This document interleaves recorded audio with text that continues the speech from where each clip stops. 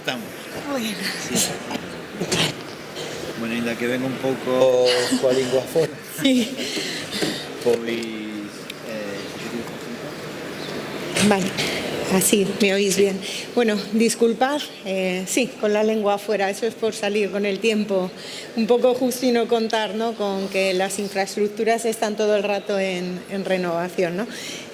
Bueno, yo soy Noemí Rodríguez, soy CEO de una empresa tecnológica gallega que estamos ubicados en Lugo. Y cuento un poquito algo sobre nosotros, ¿no? Pues lo que hacemos es desarrollar sistemas digitales basados en sensórica avanzada, desarrollada por nosotros, y que genera datos e información para, bueno, facilitar la toma de decisiones basada en datos reales, ¿vale? Basada en datos reales. Pues en el caso de las administraciones locales con las que estamos trabajando, pues para ayudar en este proceso de transición verde, sobre todo midiendo impactos, ¿no? Impactos de actuaciones. Una de las soluciones que estamos implantando y que ya están en varios concellos, tenemos dos tipologías, un concello de más de 30.000 habitantes y varios de concellos pequeñitos, ¿no?, de 5.000 habitantes, es Rural Data, que es un sistema de iluminación inteligente que está dotada, bueno, pues de una sensórica que permite, pues por un lado, tomar acciones sostenibles, pues centradas en adecuación lumínica adaptada pues a afluencia, tipología de circulación, y que al mismo tiempo es autogenerativa, es decir, está basada pues en energías renovables, pues solares y eólica. ¿Qué hacemos con este sistema? Este sistema, por un lado, presta un servicio a la ciudadanía, pero al mismo tiempo está capturando datos que nos permiten, pues, medir el impacto en tiempo real de determinadas actuaciones. Por ejemplo, estamos en una playa, pues, en la zona de Pontevedra, que lo que está haciendo es empezar a impulsar determinadas acciones de turismo verde, ¿vale? Tampoco puedo comentar mucho más, ¿no? Entonces, lo que nosotros estamos trabajando con ellos es en medir el impacto que esas actuaciones tienen. Impacto a nivel de datos, lógicamente, ambientales, a nivel de datos de afluencia, a nivel de datos de tránsito. Todo esto, cuando lo incluimos con otras variables como días de la semana, fechas, temperatura ambiental, etcétera, genera una minería de información que realmente es, bueno, pues es auténtico oro, ¿no?, para tomar decisiones. Y un poquito eso, sí. Non sei se... Sí. Comentabades, unha das cuestións que comentabades era a necesidade de planificación de moitas destas inversións. Estamos falando de ahorro enerxético, estamos falando de cuestións que...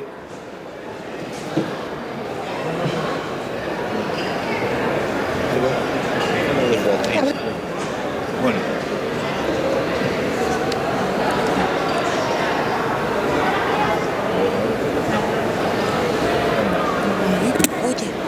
Sí, ahora. Bueno, rápido que se me vai cortar. A necesidade da planificación non sempre coincide a parte técnica coa parte política, lógicamente. Estamos falando da administración e os tempos son distintos, non?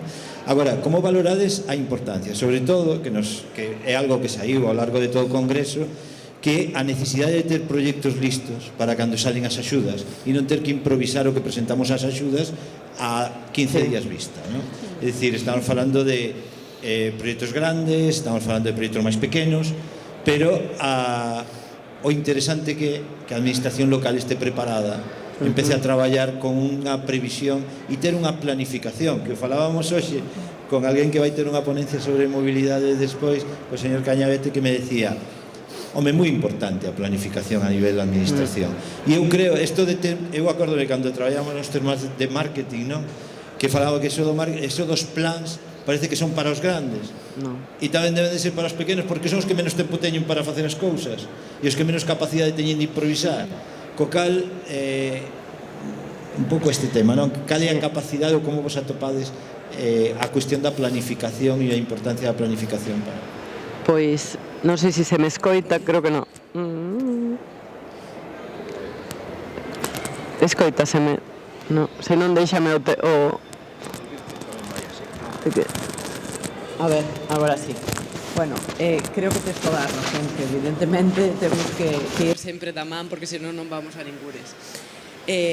Fíxome gracia antes mentras falaba Miguel, porque eu estaba intentando lembrar, digo, a mí soname ir ao Concello de Lugo, pois eu estivera na primeira, nesa fase da rede de distribución de calor, pois foi o técnico responsable do seguimento dese expediente, fuín despois a inspección, que a verdade que foi pioneira e foi, bueno, para nós un gran proxecto e realmente, bueno, estamos... Eu particularmente porque o seguín, pero moi orgullosa, ainda que non tive nada que ver no desenvolvemento, simplemente no seguimento de que efectivamente todo se estaba facendo conforme se presentara e que obviamente creemos que é moi útil. A ver, un pouco coas axendas, cos plans que se fan, etcétera, e logo participando neste tipo de congresos, o que pretendemos, o que buscamos é precisamente o que di Manuel. Dentro deso, ás veces hai moitas axudas e moitas liñas que veñen moi marcadas polos tempos europeos. Moitas veces eu entendo que o cidadán, os concellos ou as empresas que nos boten a culpa a nós, pero moitas veces nós tamén estamos presos de que Europa marca unha serie de plazos e ti deses plazos que te marca Europa, para moitos plans de financiamento non te podes mover, ainda que hai outras actuacións que sean con fondos propios. Agora mesmo temos varias líneas que son continuistas, que eu levo moitos anos traballando en INEGA, e xa algunhas delas levan desde casi 2006, entre 2006 e 2008, que foi cando empezamos coas primeiras liñas de axuda, que serían tanto para instalacións para biomasa, para caldeiras ou para fotovoltaica, etcétera, que aí sempre se inclúe unha parte que é moi similar dun ano para outro, é dicir, non que sexan proxectos disruptores e que digamos temos que presentar unha gran documentación.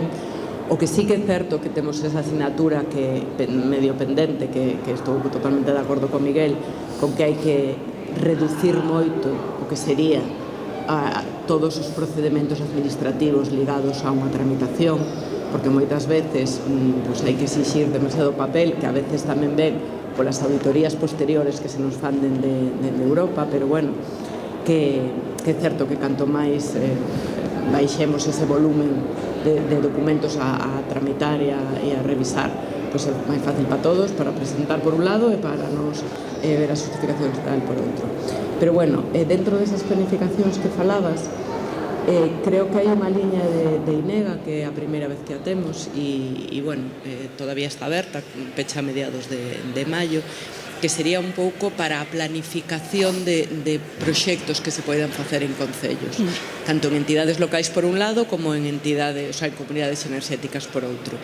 E aí sí que ten unha parte que sería para axudar a contratación de servicios tanto técnicos como xurídicos que permitan avaliar que ocorre nun concello, poder planificar enerxéticamente que pasos se poden dar, pero por outro lado tamén para contratacións de suministracións conxuntas, non? Porque aí tamén é outro problema que moitas veces hai. De feito, no que é na propia xunta, e que aí se engloban moitos institutos, moitos colexios, institutos fundamentalmente porque son os que dependen directamente da xunta. Pero no Redesga, que aí sí que hai unha contratación centralizada da suministración, tanto eléctrica como térmica. Entón, eso tamén queremos extrapolalo a outras entidades locais e a comunidades enerxéticas.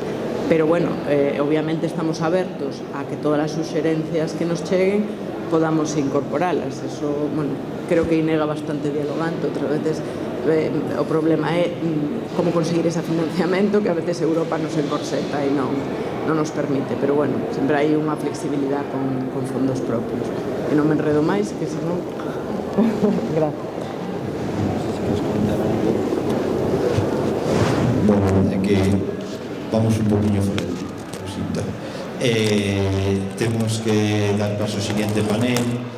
Sinto que temos un día moi apretadiño, vale. quedáronse varias preguntas no tinteiro, pero temos que dar moitas gracias a todos por vir, por o esforzo de vir a Silleda, de preparar as presentacións. E, bueno, hai algo que se me olvidou comentar ao principio, que moita xente me comenta, e que vamos a colgar todas as presentacións a posteriori na página web do Congreso, igual que estamos grabando todas as ponencias que se colgarán tamén do perfil de YouTube do Congreso. Bueno, pues moitas gracias a todos. Gracias.